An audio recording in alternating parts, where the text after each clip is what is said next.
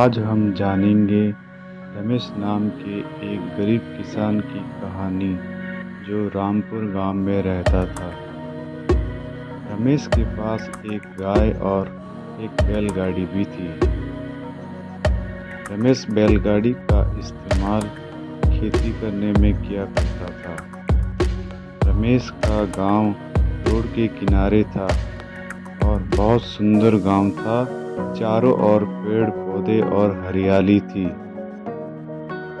रमेश के पिताजी के 3 लड़कों में सबसे छोटा बेटा था रमेश। रमेश एक दिन बैलगाड़ी लेकर खेती करने के लिए निकल जाता है। रमेश बैलगाड़ी से पूरे दिन खेत में हल चलाता है और शाम को घर आ जाता है। फिर कुछ दिनों के बाद खेत में अपनी मेहनत से उगाई फसल देखने खेतों की ओर जाता है।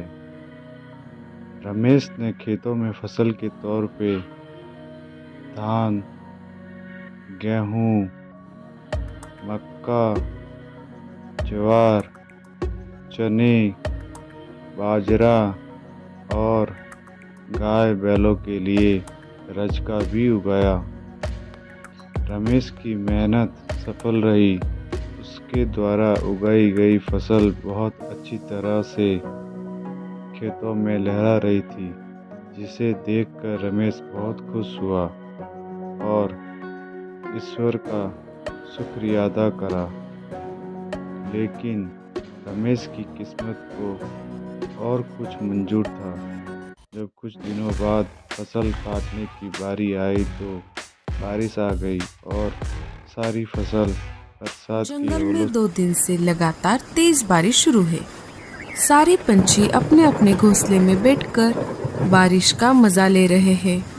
जिन पंछियों के घोंसले पक्के हैं, उनके लिए बारिश बहुत अच्छी है, लेकिन जिनके घोंसले कमजोर और बिना छत वाले हैं, उनके लिए ये बारिश जरा भी अच्छी नहीं है। बारिश अपने जोरों पर थी। देखते ही देखते बारिश का पानी जंगल में जमा होने लगा। जैसे जैसे बारिश तेज होती गई, बारिश का पानी पंछियों के घोंसलों तक पहुंचने लगा। रमेश अपने घर में खाना बनाने, लकड़ियाँ काटने जंगल की ओर जाता है और पूरे दिन जंगल में घूम घूम कर लकड़ियाँ काटता है और फिर शाम को घर में लाकर अपनी पत्नी को देता है, जिससे रमेश की पत्नी पूरे परिवार के लिए खाना बनाती है। रमेश बहुत मेहनत करके लकड़ियाँ अपने सर पर रख कर लेकर आता है।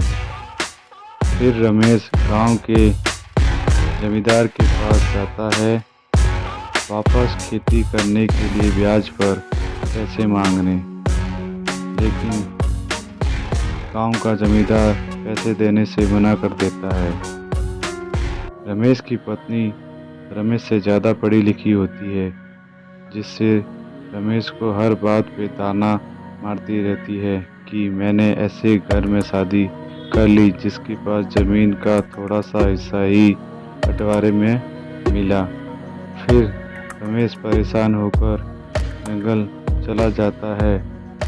पूरे दिन जंगल में इधर इधर घूमकर लकड़ियाँ काटता है। लकड़ियाँ काटने के लिए रमेश को पूरे दिन भर जंगल में घूमना पड़ता है और बहुत ज़्यादा जंगली जानवरों का भी सामना करके लकड़ियाँ काटनी पड़ती है, क्योंकि जंगल में बहुत ज़्यादा जंगली जानवर होते हैं। लकड़ियाँ काटने के बाद उसे बेचने के लिए लकड़ियाँ का गट्ठा अपने सर पर रख कर बैलगाड़ी की ओर जाता है। फिर उस लकड़ियों के गट्ठे को बैलगाड़ी में रख देता है। फिर बैलगाड़ी लेकर शहर की ओर निकल पड़ता है, जो शहर में साहूकार को लकड़ियाँ बेचने के लिए जाता है। लेकिन साहूकार लकड़ियों का दाम कम लगाता है। साहूकार किसान की मजबूरी का फ़ायदा उठाता है। रमेश को मजबूर होकर कम दाम में लकड़ियाँ बेचनी पड़ती है और लकड़ियाँ बेचकर घर आ जाता है।